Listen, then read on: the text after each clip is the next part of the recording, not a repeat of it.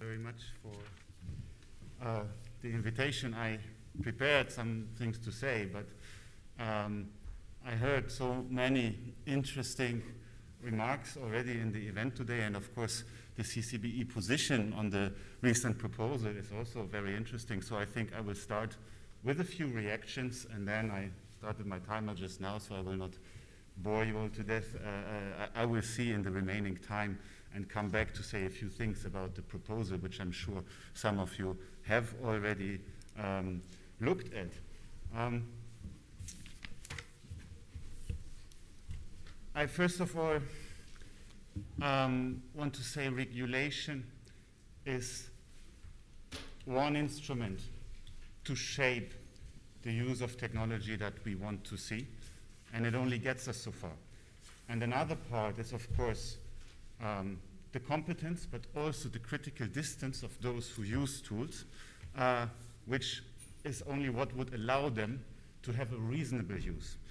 And that is why I'm so happy about the guide where we saw the presentation from Peter early, because this is exactly what is needed in your field, to have the lawyers, to have the practitioners, give them this guidance. Oh, sorry.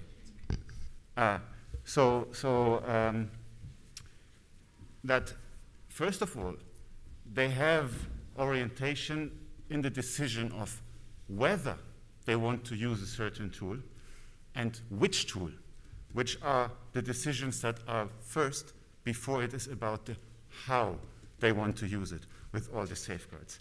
And the whether and the which, I think, are very important in a situation where we see a lot of so-called snake oil applications, where companies market tools and they say, this tool does that, but it's opaque. They say, oh, it's machine learning, so they can hide behind it, and you cannot verify. But if you have some ideas of what your tool should be able to do and how you can, even if you're not a technical person, ascertain that this is what it does, well, then you will not fall victim to purchase snake oil, and you will be able to be very self-determined in that, and then you have the efficiency and all of the things that we heard before. And of course, here comes the self-promotion. One of the objectives of the AI Act, of the proposal, was, of course, to ensure that the necessary information is there for the users. And that is what we can regulate, but the users need to bring the knowledge to know what to look at, and therefore, yes, this guide is really very, very welcome. Now I'm looking at the notes I took earlier.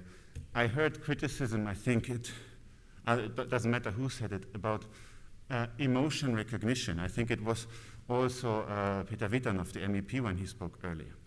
And I just want to highlight that the Commission is aware that a lot of emotion detection tools are based on very shaky science, or even junk science, as some people would say, and the risks that come with it. And this is explicitly spelled out in the impact assessment to the AI proposal.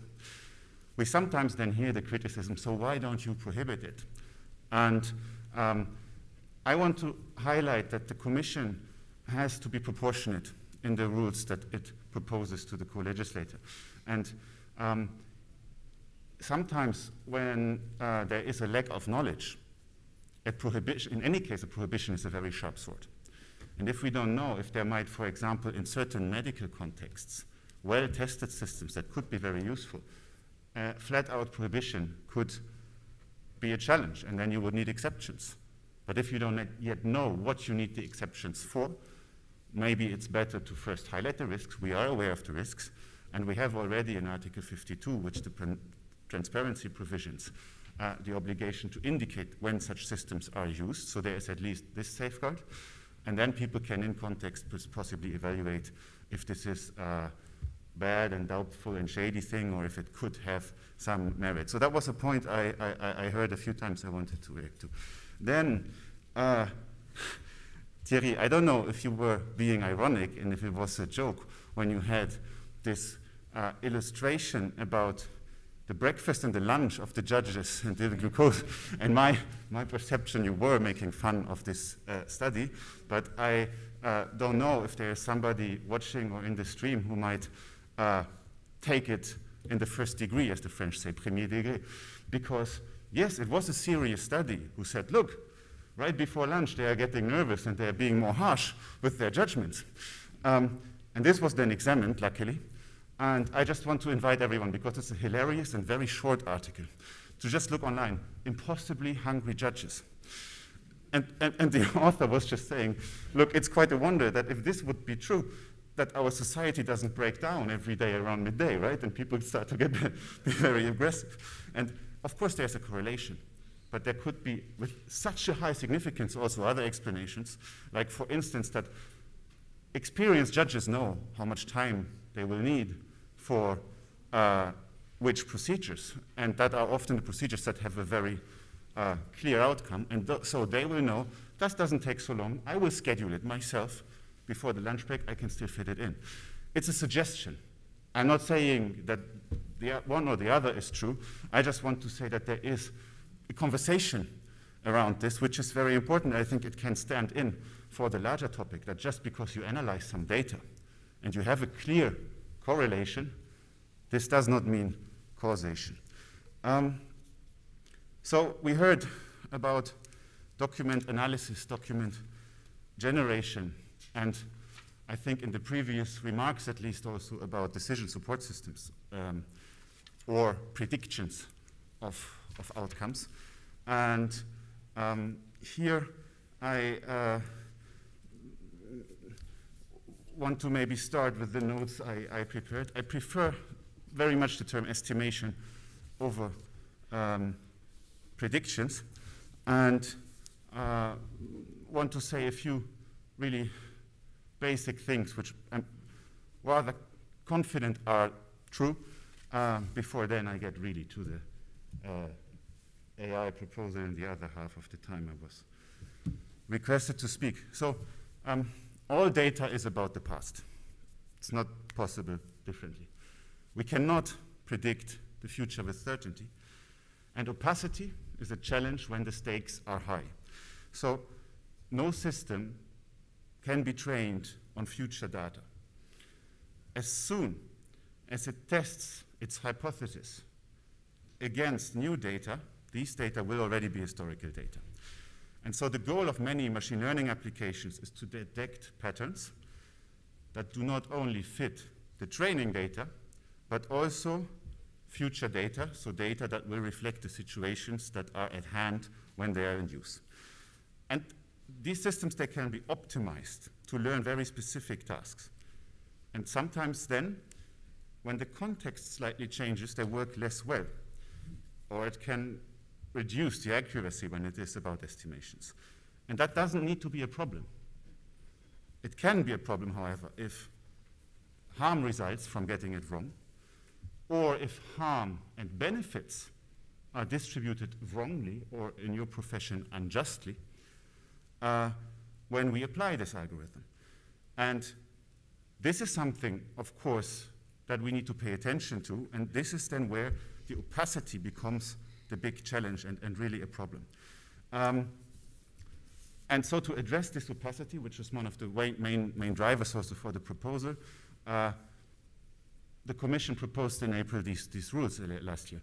And to be very, very short, we could say the aim is, of course, to ensure the respect of fundamental rights and safety by requiring that the systems are properly tested, documented, and meet certain quality standards. Because otherwise, and I will not repeat that, we risk a lot of fundamental rights violations. I'm checking what I can skip. Yes, if anybody wants to discuss the AI definition, we can do that maybe in the discussion, because we had a lot of feedback on that already. It's a very fun discussion. Maybe just one short line. In the original proposal, the Commission did not exclude certain types of software just because they are not complicated enough. The proposal, the approach is a risk-based approach, so we have a problem definition in the impact assessment, and that is what we want to address. That can all be skipped.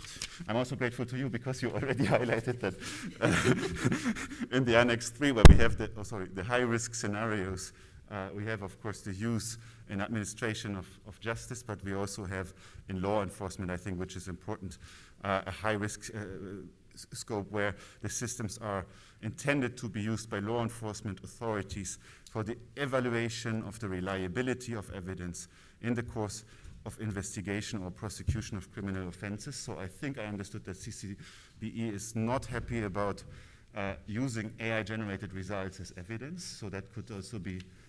I don't. It depends. Okay. So maybe I overgeneralized when I heard you, and then. Yeah. Okay.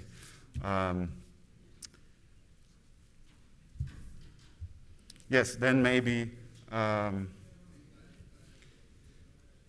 Another remark about the challenges specifically in the area of law enforcement connected to one of the requirements in the proposal. So the Article 10 on data and data governance has some requirements about how the data shall be shaped that are used to train a system.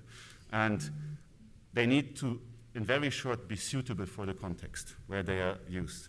And my favorite example to illustrate this is actually from the medical sphere. You might try to build a diagnostic tool and you use data about Europeans to train it, and then you want to use the same tool in Latin America where people have different life conditions, are exposed to different toxins, different stress situations, and so on. It is quite illustrative that this will lead to some mismatches and some problems. So the data that you use if you want to have a tool to analyze the situation should correspond to the situation, and that is also very clear from that article. Now, in law enforcement, there is a special challenge because sometimes the data that you benchmark the quality of your system again is called the ground truth. So that is data where you are pretty confident that this data correctly represents what you want to measure and analyze. Now, in criminal justice, that's quite tricky because you cannot actually have numbers or measures to measure criminality directly in the same way that you cannot measure emotions directly, so we go back to emotion detection. But you can only, in emotion detection, have indicators, like, I don't know, heart rate and whatever, or in the criminal situation, people who were controlled and then arrested and maybe even convicted. But that doesn't mean you don't know who you didn't control, who you didn't arrest, and who you didn't convict. And that is a true big challenge, and that's something, of course, that needs to be addressed in this area. And I think, and of course the Commission has a very optimistic line. I maybe forgot this part where we always say there's great potential, great benefits, but there are also risks, so I went to the risk immediately. But I think even in this positive spirit, we can say that it's better not to use things that don't work as intended or declared or claimed.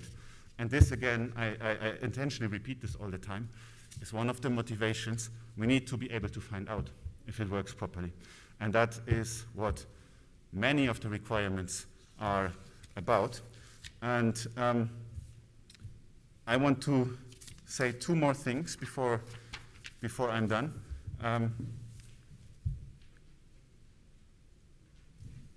About the architecture of the proposal. So I mentioned the requirements, what has to be done. A lot of it has to be done by those who construct the systems, by the providers. But there's also the other side. What do we do with this? And there we have, in Article 13, what information has to be transmitted to the user of the system. So, because those are the ones, as my boss said earlier today, they are the ones who have fundamental rights obligations when they want to use it, and of course other legal obligations.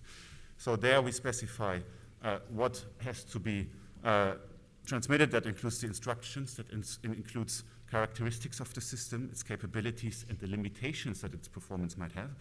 And where it's relevant, even specifications about the input data that would be fitting the system, and then also about the testing and validation data that was used to build the system. So that would be the so-called ground truth that I just mentioned a few minutes ago. Something else, and this is not so much about lawyers, prosecutors, or judges using the system, but is relevant to the oversight regime in this proposal. We had a few reactions where people said, oh, it's all ex ante, you have to check from the outset how the system performs, and then what happens if it's used in a way that breaches fundamental rights. And this is, of course, nothing that the Commission forgot. It is just something that you cannot detect with an ex ante check. So the ex post supervision dimension is there. It just requires a lot less text in the length of the document. And I want to really highlight the Article 64, which enables authorities that are in charge of fundamental rights to access any documentation created pursuant to the obligations of this instrument. And if this is not sufficient, also enables them to request testing, further testing of the system. And the nice thing is, if Annex 3, which contains the high-risk situations, would be updated in the future by delegated acts, and there are new risks, automatically the authorities in charge in these contexts would also be empowered. So it grows along with Annex 3. There is some coordination to keep the burden for users and providers low, so they will not be asked 5 times the same question from different authorities, but that is something that's easier maybe to read than to hear in the presentation. And I think with that I'm at 15 minutes. Yeah, 16, 20, okay. Thank you very much. I'm really looking forward to a conversation.